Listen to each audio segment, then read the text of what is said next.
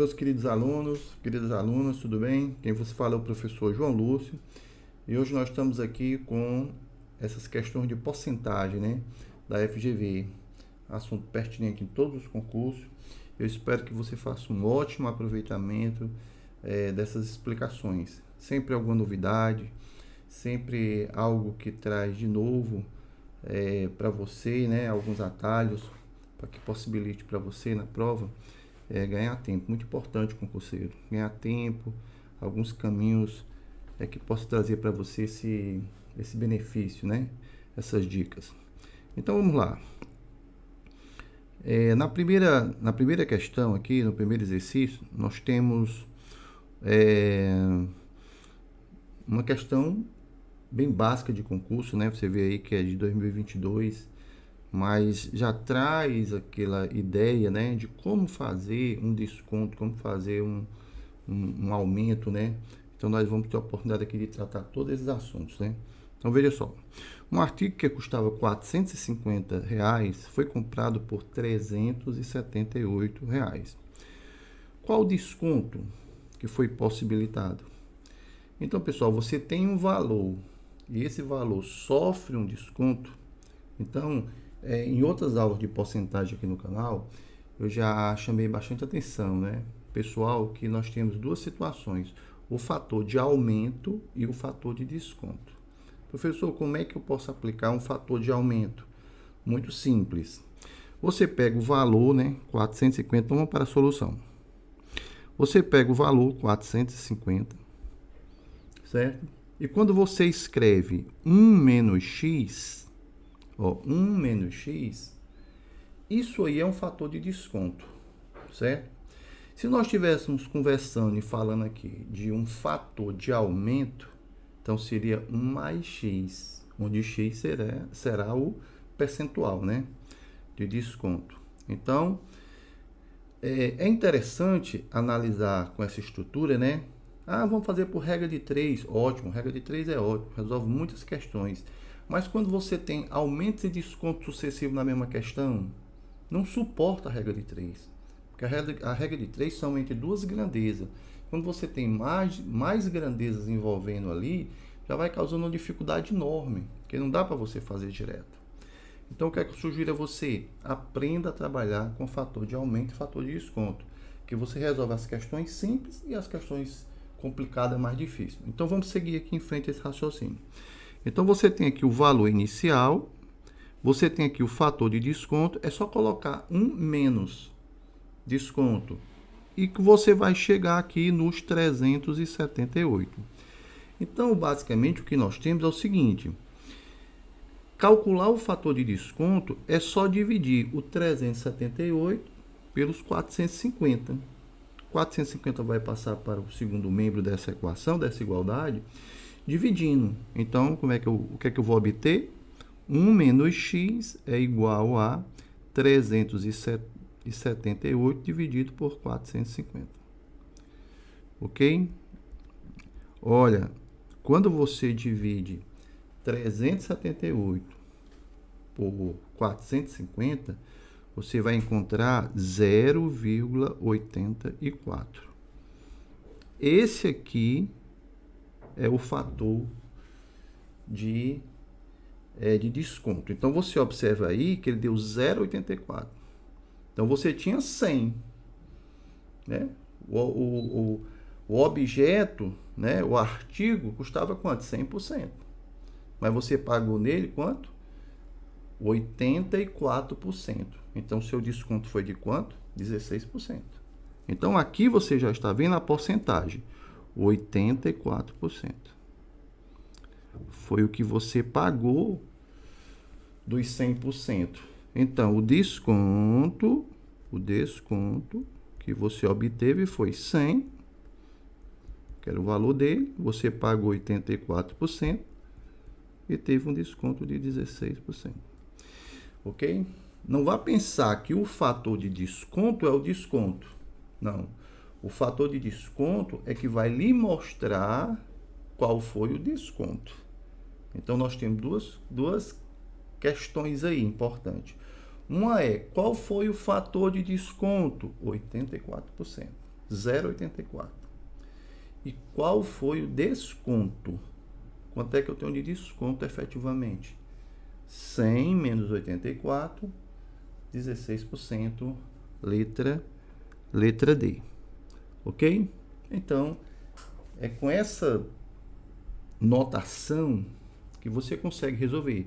Se uma questão dessa, por exemplo, tivesse um desconto numa semana e tivesse um aumento na outra, vamos supor que o elaborador aí dissesse assim, olha, eu dei um desconto aí que ele pagou só 388 reais, né? Certo? Então tem um 16% de desconto, na verdade, né? Mas ele queira voltar, ele queira dar um aumento em cima desses 378. Então fica fácil você manusear quando você sabe trabalhar com fator de aumento e fator de desconto. Nós vamos ter a oportunidade de reaplicar esses pontos, né? Fator de desconto, fator de aumento, as questões aqui da FGV. Não vai faltar oportunidade. Então vamos para a segunda questão. A segunda questão, ele diz o seguinte: um clube possuía, certo ano, mais de uma centena de sócios. Uma informação vaga, né? Mais de uma centena de sócios. Mas tudo bem. No ano seguinte, recebeu 59 sócios, né? Que corresponde a 30% do número de sócios do ano anterior. Então, eu tenho solução. Não tenho o que discutir. 30% do ano anterior corresponde a 54. Isso aí não tenha dúvida, né? Não tenha dúvida. Muito bem. Em seguida ele diz assim: no ano seguinte a esse, o clube recebeu novamente 54 novos sócios. Então, primeiramente, eu tenho que entender quantos sócios tinha o clube, porque se 54 representa 30%, né? Então 30% é igual a 54, então vamos encontrar o valor de X aqui com uma conta bem simples, né? Posso passar aqui para a notação de porcentagem, né? 54 e dividir, ó, vamos dividir aqui por 30%. 30%. Certo? 30% eu posso simplesmente usando aquela notação de porcentagem, né? 30% é o quê? 30 sobre 100. Como é um denominador, fica 100 sobre 30. Então, eu chego à conclusão aqui que eu tinha 180 sócios. Como é que eu chego nos 180, pessoal? Eu multiplico aqui, né? Eu tenho 5.400 dividido por 30 e chego aqui, ó, nos 180 sócios. Então, uma questão simples, objetiva e direta. O interessante aqui é porque diz que no ano seguinte, naquele ano, né? Aliás, né, a gente fala aqui, ó, recebeu novamente mais 54 novos sócios. Então, ele passou para 180 mais 54. Então, eu tenho agora 234. Então, é esta relação de porcentagem que ele quer com o ano anterior. A porcentagem que esses últimos novos sócios, quem são os 54, representam do número de sócios do ano anterior. Então, a porcentagem é apenas o quê? Uma razão. O que é a porcentagem? É uma razão entre dois números. Então, quando ele fala que ele quer a porcentagem do ano anterior, os 54 novos sócios chegaram ali, né, por último, em relação aos 234 que completaram aquele ano. Então, isso aqui, essa razão aqui, ela pode ser expressa em forma de porcentagem. Como é que eu faço? Faço apenas a divisão decimal. Eu faço a divisão decimal disso aqui. Quando eu faço a divisão decimal, eu encontro aproximadamente, não é exato, 0,23. Essa aqui é a divisão de 54 por 234. Dá 0,23, que corresponde o quê? A 23%. Pessoal, em aulas anteriores, eu expliquei detalhadamente que a porcentagem tem 3 formas. E elas 3 estão aqui nessa explicação. A porcentagem, eu posso expressar ela em forma de uma fração, ó, a forma de fração. Tá aqui ela aqui, ó, fração, ó. Eu posso expressar ela em forma decimal, ó, que a gente chama de forma unitária, 0,23, ou, como é muito comum, né, nos jornais, nas publicações, com esse símbolozinho aqui de porcentagem. Então, eu tenho 3 formas de expressar a porcentagem. De forma fracionária, de forma unitária e de forma percentual, né? Mas, professor, mas vamos chegar no 0,23, eu preciso dividir. Precisa. Você precisa dividir. Você tem que chegar ali, fazer aquela continha da chave, né? Algoritmo de Euclides ali. Vai lá, divide 0,23. Aí você chega na forma unitária. Então, aqui eu tenho uma forma unitária, né? Aqui eu tenho uma forma unitária, ó. Aqui eu tenho uma forma tradicional, né? Que aparece no jornal, porque as pessoas entendem mais essa linguagem aí. 23%, foi um bom aumento. 23%, foi um bom desconto, né? E tem essa forma aqui, ó, que é a forma de fração, né? Assim, mas o professor falou que isso aqui também poderia representar. Ela pode representar, mas ainda não está na forma mesmo, né? Porque a forma mesmo, o denominador tem que ser 100. Aqui o denominador não é 100, ó. Mas quando eu divido, quando eu faço a divisão, eu chego na forma unitária. Quando eu chego na forma unitária, eu chego na forma de porcentagem, né? Com esse símbolozinho aqui, né? Então, esta fração, ela pode seguir esse caminho, né? O caminho aqui da forma unitária, né? Dessa forma unitária aqui, né? E chegar aqui na forma de porcentagem. Ok? Então, essa aqui é a ideia dessa questão. 23%, então, é a letra o quê? Letra D. Ok? Muito bem. Vamos para a terceira questão. A terceira questão diz assim: em um certo município do sul do estado do Amazonas, o índice de pluviometria de 2010 foi 30% menor do que o do ano anterior, 2009. E em 2011 foi 40% maior do que o ano anterior. Eu não conheço quanto é que foi o índice de pluviometria de 2009, mas eu vou fazer aqui um caminhozinho aqui, né? Em 2009 eu não sei. Em 2010 ele disse que foi 30% menor. 30% menor, qual é o fator? 1 menos 0,30, né? 1 menos 0,30 é 0,70, olha. E em 2011 foi 40% maior do que o ano anterior. Então, 40%, olha o fator, 40%. Olha como fica tranquilo você resolver a questão. 40% a mais do que isso aqui.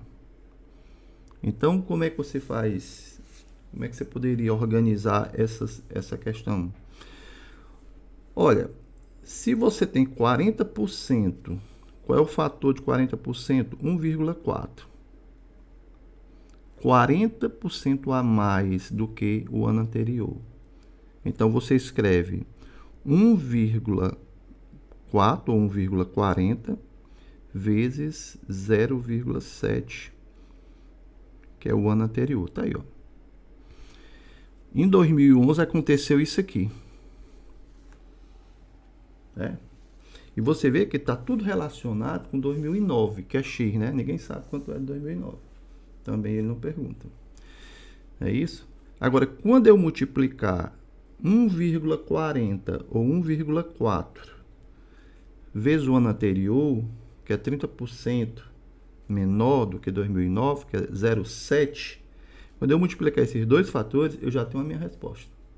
Quando eu multiplico 1,40 por 0,7, eu chego a 0,98. Olha aí.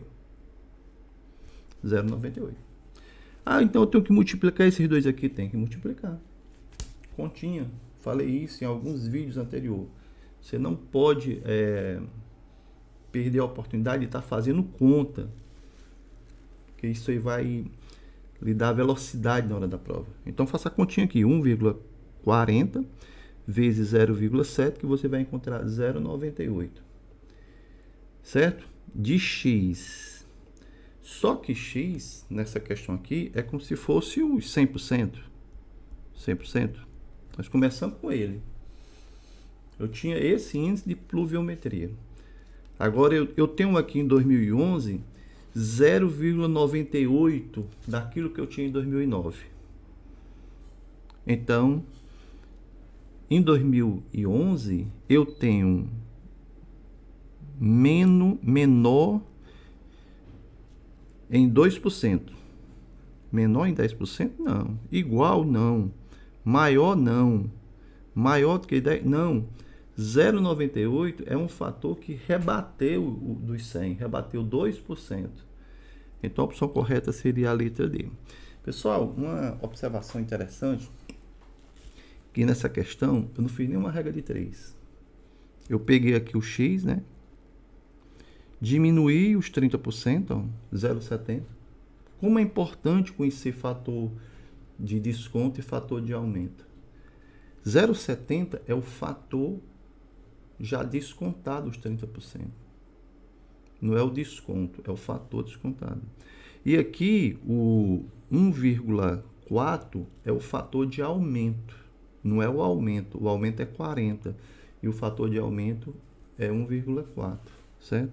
Então, quando eu pegar o fator de aumento aqui, esse fator de aumento aqui, e multiplicar, né, pelo fator aqui do mês anterior, que é esse fator aqui de desconto, né, que a gente obteve, né? Então, eu vou ter uma posição do que aconteceu em 2011. Só multiplicando os fatores. A questão foi só multiplicando os fatores. Então, você vê aqui, eu posso fazer por duas regras de 3? Pode. Pode fazer 1, 2, 3 regras de 3 e chegar na mesma resposta. Agora, qual é a vantagem de usar o fator? Você vai só multiplicando. Ah, diminuiu quanto? 30%? Então é 0,7. Ah, aumentou quanto? Aumentou 40%? Então é 1,4. Aí vai ali, multiplica os dois fatores e já tem um resultado. Tá certo? Então a resolução seria feita em menos de 1 minuto na hora de uma prova, se você dominar essa técnica. Ok? Então, questão 3. Espero que você tenha gostado de a letra D de dado. Vamos ver aqui o que é que nós temos aqui. Muito bem. Questões importantes, ó. Cefaz. Nós vamos ter muitas questões aqui da Cefaz, de matemática financeira. Então, fique ligado, fique atento no nosso canal. Ó, em uma certa quinta-feira, o gerente de uma loja pediu para o funcionário, a sua calculadora, multiplicar os preços de todos os produtos por 0,78. O que foi que o gerente pediu? Que ele multiplicasse por um fator de desconto. Porque o preço da mercadoria é 100%. É o preço que está na vitrine. Aí o gerente vai dizer, não, seguinte, você vai multiplicar por 0,78. Fator de desconto. Fator de desconto. Não confunda com desconto. O desconto é o que? É o que ele tirou dos 100. Aqui é como se fosse 78%. Que questão fácil, cara. Olha aí. Ele tirou 22%. 100, simplesmente, ele tirou, olha só, 22%. Brincadeira, viu? Usou a noção de fator de desconto. Se ele usou o fator de 0,78, é porque ele usou um desconto de 22%. Então, aqui você tem o fator e aqui você tem o desconto. Aqui é o desconto e aqui é o fator. Ok? Espero que você esteja entendendo e que você treine essa perspectiva, essa técnica de resolução, para você sair daquele enlace de que tudo tem que ser por regra de 3. Tem coisas que complicam por regra de 3, principalmente quando você tem expressões literais. Quando você pega uma fórmula da matemática, da física, lá dos volumes, pega uma altura ao quadrado, aí como é que vai fazer uma regra de 3? Se a altura daquilo ali aumentou, nós vamos ter essa oportunidade aqui de pegar essas questõezinhas de forma literal. Vamos em frente para você ver mais novidades aqui. Aqui a questão diz o seguinte: que Antônio teve seu aluguel reajustado em 10% e o valor ficou em o valor ficou em 2.772. Então ele tinha um aluguel, né? Ele tinha um aluguel, ninguém sabe quanto é, X, e ele teve um aumento de 10%. Olha só. E obteve aqui nesse resultado. Tá aí, ó. Esse aqui é o aluguel dele, na base, né? Fator de aumento dele é 1,1 ou 1,10, ó. 1,10 é o fator de aumento de 10%. Ok? Então, aqui eu tenho 1,10, né, vezes x igual a... Tem que ter cuidado, porque senão o cara vai pegar e tirar 10% de 2.772 e não é isso. Tem que dividir, olha só. Você vai pegar 2.772 e dividir por 1,1. 1,1. Aí você pode dizer assim, ah, eu não gosto dessa divisão com decimal. Amigo, mas tem que aprender. Que o que eu posso fazer aqui é acrescentar um zero aqui, dividir por 11. Ok? Dividir por 11. Lá que eu dividir por 11, eu vou obter 2.520. Não economize conta. Faça continha para você criar essa agilidade. Letra C, C de casa aí na questão. Aqui tem algumas playlists minhas que vai falar um pouco sobre divisibilidade, né? Aí você assim, professor, em que é que a divisibilidade poderia me ajudar? Ajuda, sabe por quê? Ó, quando eu olho para 2.770, 27 mil, né? Quando eu olho para esse número, eu já sei que ele é divisível por 11. Já sei que ele é divisível por 11. Por quê? Porque a soma aqui, ó, dessas ordens, né, ó. Vamos somar aqui a ordem 1, 3 e 6, né? E 5, né? Quando eu somo aqui, ó, 0, 7 e 2 dá 9. E as outras ordens que ficam, ó, também dá 9. É uma das propriedades de saber que o número é divisível por 11.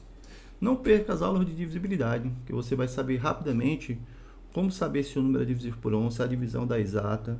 E essas dicas aqui de divisibilidade, elas são super interessantes, porque quando você olha para o número, opa, é divisível por 11, você vai com aquela confiança que o número é divisível por 11. Quando a soma das ordens ímpares é igual à soma das ordens pares, ok? Muito bem, espero que você tenha gostado dessa apresentação, dessas questões. Nós vamos continuar falando muito sobre porcentagem, sobre fator de aumento, fator de desconto. Quando você tem situações onde a questão traz ao mesmo tempo fator de aumento e fator de desconto, a mesma questão, certo? Quando às vezes o elaborador ele traz um pouco de formas literais, sabe? Então, e coloca ali área de um círculo, olha, o raio aumentou tanto, e quer saber qual foi o aumento, ou alguma coisa relacionada a volume, porque tem muitas questões assim, e isso aí é difícil caber dentro de regras de 3. É bom que se faça pelos fatores de aumento e fatores de desconto, ok? Pessoal, eu vou aproveitar aqui, após essas resoluções, dessas questões, super interessante, né? para mostrar para vocês aqui duas publicações que eu tenho e estão agora esse ano de 2020 no mercado, né? Voltaram pela Amazon. Você pode adquirir pesquisando pelo título, pelo meu nome, né? João Lúcio, professor João Lúcio Alencar Neto. E nós vamos deixar também na descrição do vídeo. Você pode comprar pelo WhatsApp e tendo uma ótima oportunidade de não pagar o frete, pagar só o custo do livro. Então, esse aqui é o de matemática básica, certo? De matemática básica, né? Esse dá para visualizar, né? Centralizar, pessoal aí. Então, matemática básica, resumos e esquemas práticos. Então, um livro que está com 383 páginas, dividido em 14 capítulos. Muita coisa interessante, muita novidade, muito assunto inédito, né? E algumas técnicas para agilizar a sua resolução na hora da prova. É voltado absolutamente para concurso público, para Enem, para concurso da FGV e outras organizadoras. Quer dizer, vai dar uma bagagem maior, vai acelerar mais a possibilidade de você resolver mais rápido as questões. Então, tem muitas questões resolvidas e questões propostas. E também você tem a oportunidade aqui no canal de solicitar, de pedir, professor, resolva tal questão do seu livro. Nós vamos ter aulas resolvendo questões do livro, mostrando fórmulas, e essas playlists vão seguir aqui no canal. O outro livro também, que eu deixo aqui para vocês pesquisarem um pouco, é um livro de matemática financeira. Esse livro está na segunda edição, tem 9 capítulos, um livro muito utilizado, assim, a gente percebe que os alunos gostam. Por quê? Porque são livros bem organizados, bem estruturados, bem resumidos, né? Com muitas questões resolvidas. Nesse aqui, na segunda edição desse livro, eu coloquei um capítulo só com questões resolvidas, concurso da Caixa Econômica, Banco do Nordeste, Banco do Brasil. Então tem muitas fórmulas, muitos resumos de fórmulas bacanas, ok? Espero que você tenha gostado das aulas, tenha gostado aqui da nossa apresentação, e conto com você, com a sua inscrição no canal, e que você possa nos acompanhar aí. Muitas publicações vão se seguir ao longo ainda desse semestre, ok? Um abraço a todos, vamos nos encontrar ainda.